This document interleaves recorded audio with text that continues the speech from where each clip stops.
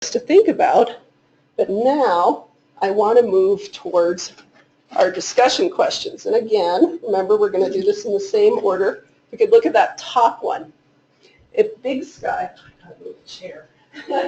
If Big Sky strives to be a model community in this focus area, so thinking about water supply and availability today, what elements should we include? So I'm going to try to get this tighter. Yeah, you got this? Or we'll just think the try. But are there any elements that come to mind from this? There, got it. Okay, any elements that come to mind in terms of what kind of things should we explore or think about as important for us? Establishing the desired state. Okay, establishing desired state. Okay, other things. Let's say development regulations on the amount of green space, water features, ponds, hot tubs, hot pools, whatever it may be. Limiting those things up front. Mm-hmm. Travis, when you say that, do you mean changing or first understanding? What sort of? Well, I would say first a moratorium probably to any future development, and it can't have lavish 4-acre lawns. Or fish ponds, private fish ponds. And then potentially start to go backwards in time as obviously the demand for build out increases, demand for water. You're going to have to be looking for water in places. And try to convince people that have those things to go the other way. Okay, so sort of change direction. Other thoughts on things we need to think about? So sort of really thinking about how we do that development. Is development of confined aquifers going to be considered sustainable development? Okay. You might even piggyback on that, what's your scientific baseline? How do we come up with a scientific credibility in whatever process it is? When you talk about a model community, to me that inherently says, we need to be doing this in a way that we're not setting ourselves up to fail. Okay. And how will the scientific credibility help us not set up to fail? Could you say just a little more on what you're thinking there?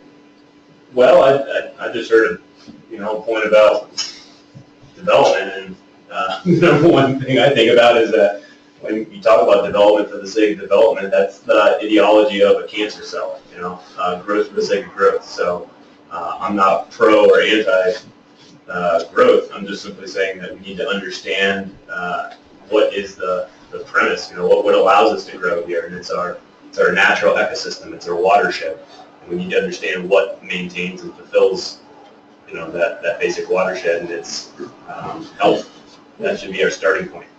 Okay, so tie to watershed health. It seems like today, relative to your point there, Guy, that the sidebars have been put in there on a legal perspective, rather than just simply an ecological. Clearly, there isn't any water available to continue to develop. And so I don't know, the scientific, I think, we maintain the existing water rights and reservations, presumably to a degree that will retain the ecosystem, but from a legal side, I think maybe adding to what you said, scientific credibility and legal sidebars, recognizing those from the get-go is pretty key. So recognize those legal rights and framework. Yeah, like I said, what we heard today, there really isn't anything available for water. Well, I think that echoes our first session when we talked about the ecological condition, where one of the points that was brought up is what is the regulatory framework that allows us to degrade or, in fact, requires us to do more to improve existing ecosystems. I think that, like legal framework, Jarvis pointed out here, that's what we need to be talking about. Okay. So understanding and keeping in mind that regulatory framework, that good stuff. Other things that you guys have heard, one of the things that we heard quite a bit is about our groundwater, what that modeling might help us manage in the future. We've talked about some groundwater here, but other things that any of you have seen. Yeah. Integrate climate modeling, good long-term climate models. Okay. Integrate, and then I missed a hint there. This is all sounding like the city of Bozeman's integrated water resources plan. And Okay, that we need to find out what we have, what maximum build-out is, and come up with options and alternatives to balance all of that. I mean, that's basically what Bozeman's plan is all about, looking out 25, 50 years from now mm-hmm. in the water supply. So when you say look out, do you feel that both that integrated approach and the timeline is important for us to consider as a sort of model? Yeah, I mean, we looked at climate variability, climate models to predict what may happen in 50 years. We looked at, build out and people's water use demands and what water use would be like if conservation measures were put into place, how effective those would be, and finding out where the water availability gaps are. So, Okay, so looking at that whole picture of water. And again, thanks for you guys. I'm really excited. We have members that participated in that, and I do have that plan linked on our research page. Okay. See if I can get this on.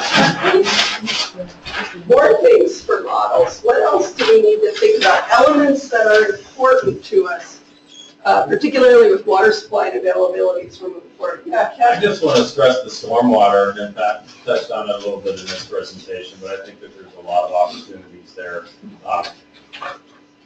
to work around innovative stormwater management practices.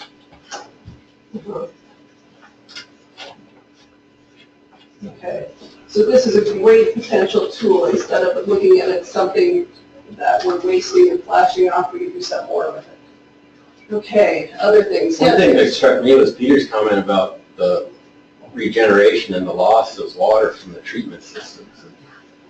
The mhm. concept of efficiency, perhaps, Efficiency in treating water. in treating and using. Okay. Mhm. Yeah, thank you, Peter. That was eye-opening to see the results. I guess the, stormwater, sorry. Hang on here, two things. just the next step to that would be, considering also how treatment affects our systems or processes that we're using that need to be coordinated with, our sewage treatment. How, there's different mechanisms and processes there that can be coordinated based on what type of treatment we're using. Mhm. That's done. So, link to the next one's topic. Don't just treat it as a silo. Okay, Ron. Water meters on all public systems and effective rates, tiered rates to go along with those meters. Tiered rates, okay. So that classic combo, knowing how much water you have and try to And use the make it exact. expensive to use it. Mhm.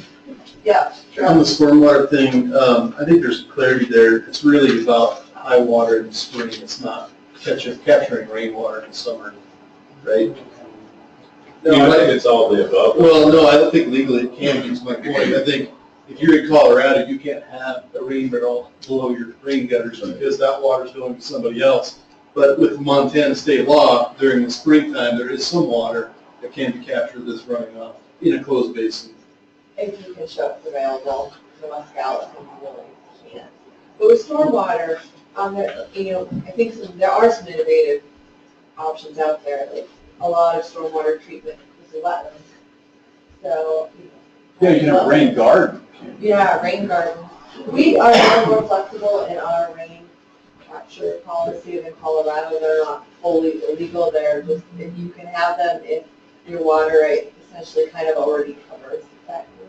And if you have a storage component greater than 0.1 acre feet, then we want to talk more.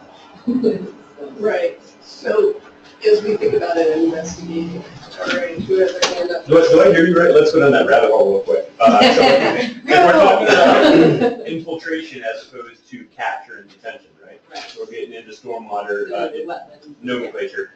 If we're doing infiltration, and what we just heard presented today as scientific facts is that essentially for the studied aquifers here that are so far done, we have high transmissivity. There's surface water, groundwater connection. To me, that means there potentially isn't a problem with doing low impact development and or green infrastructure in those areas that are shown to have high transmissivity, between surface water. Is that an accurate, idealistic stance? I think, yeah.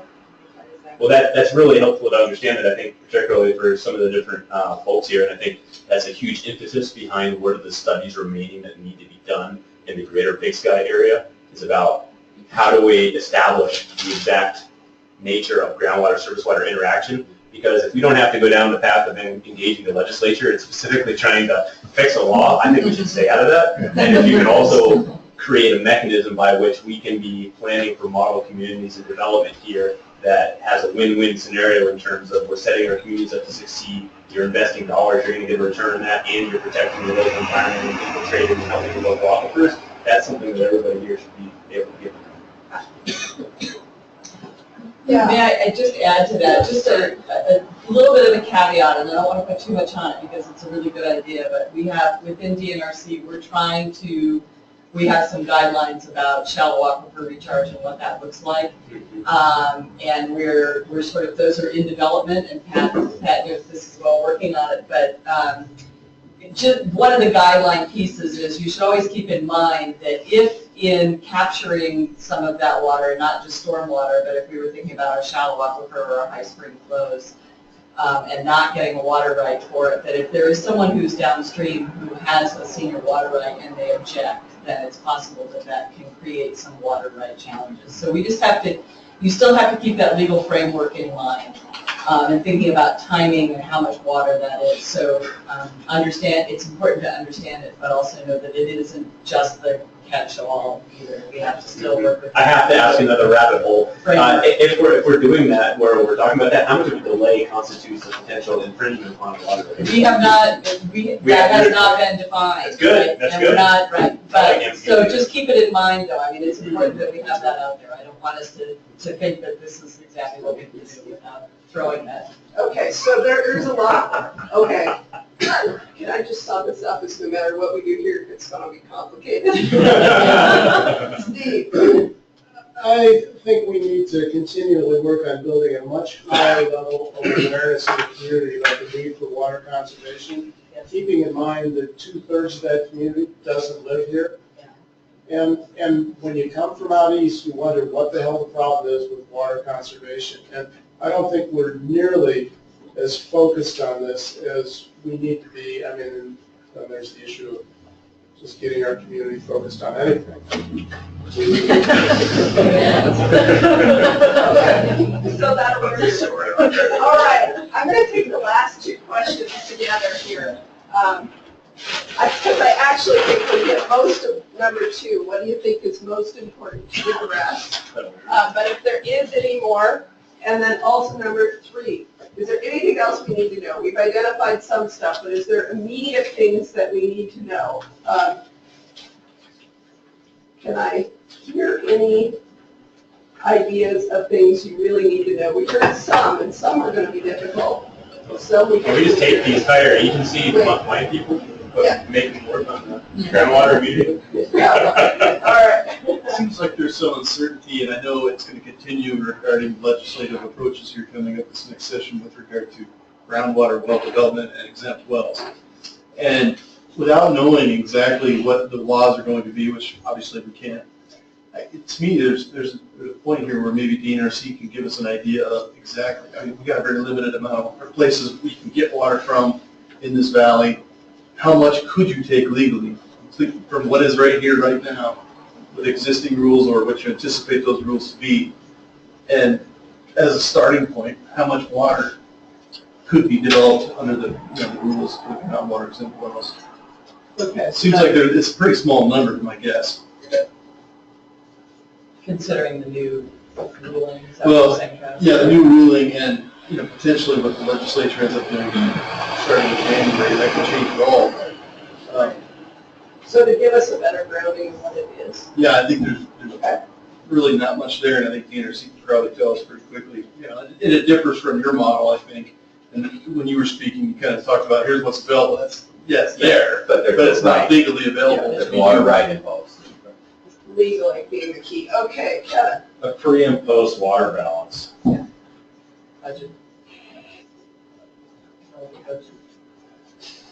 Pre and post any development, pre-logging, how pre do you mean? That's a great question. I'm not sure. It's, I just, and this is legal availability wormhole I don't want to go down, but, there's excess water here when you pave something. There were plants that were using that water before, and so theoretically on paper, post-development, there's more water available in this area, and the challenge is what do we do with that water so it's not flashing off with every storm that we have? As you add the impervious surfaces. Yeah. Correct. Okay. Okay, the impervious surfaces. All right, anything else that we, immediately come to mind? And again, I'll send it out. Evidently, Survey Monkey, so hopefully everybody will be able to open the link. We'll ask these questions to you again if more occurs later. Yeah, Susan. You still have addressed the CSKT claims, Yeah. which are even older than irrigator claims, or time immemorial or pre-1855. And that would be great for in-stream flow, wild scenic river stuff, this kind of thing. Maybe not so good if you are looking for water development. Okay, and Susan gave me a great map that I am going to post that shows where the Confederated Salish Kootenai tribe rights are in this system, which, as she mentioned, are the oldest ones. And they right now are not in play. If the compact is not approved in 4 years, they will be going through the water court and adjudicated like every other water right, which means all of us take a haircut. Okay, so that's something we don't know right now. Anything else that we need to know that springs to mind immediately? Yeah, you can. Something that's just coming to mind is, we've already brought up that we need kind of a forecast of what the potential build-out might be of the area. But something else we haven't really touched on today is that, it's been talked about in the resort that we're trying to maintain more year-round residents, I guess, and more of a community base. And so right now, 2/3 of the people are living out of state for most of the year. What if that starts to shift and people live here more year-round? We're trying to attract more families and year-round residents. Okay, so thinking about those scenarios, not just different build-out levels, but also different residency levels. Okay.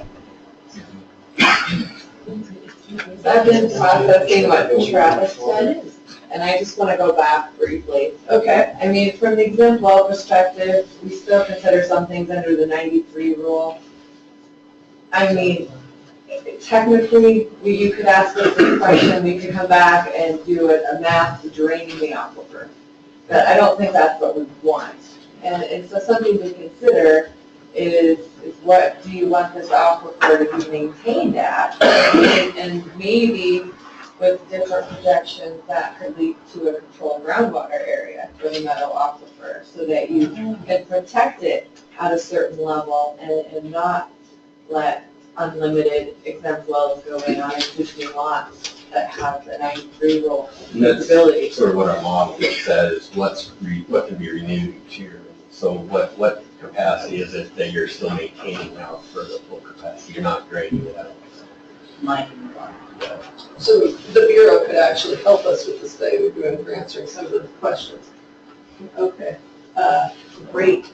And James, your model will be looking at how changes in climate and snow melt. It's possible to add that into the model when Kirk works on it. He could put in, how much precip's coming into the valley, how much of that's getting into the stream. You can change those sort of values. And you can change how much water you pump from a well. You can change where that well is located. All sorts of things like that. So, there's a lot of flexibility to it. It's not just a quick plug and play, but it's fairly reasonable to do. But. Okay. I think that's fair to say that. Can I just add something to that, Karen? That the modeling and monitoring are complementary activities, and I think, Ann talked about having a budget, and Ron suggested meters. I think it's very important to be measuring things, and so one of the things I think is going to be very important is that do you have an adequate monitoring infrastructure to capture the data you need to come up with an accurate budget and make the forecast And so, we have this network of wells right now that we have been monitoring roughly since 2008. I guess one of the questions that we will be asking this after James's work is done is, are we monitoring the right things in the right places? And we hope to work with Ron and the Water Quality District to have that discussion. But that's I think, not just with the groundwater, but with the surface water too. The groundwater, surface water systems are connected. You've got to be, you've got to have some basic data, some fundamental data. Groundwater levels are the fundamental data that tell us about aquifer conditions. How is the aquifer responding to long-term changes in climate variability and development and all that kind of stuff. It starts with, that basic data. Great. That is actually really helpful, and I think you circled around to something that came up in the last meeting with monitoring.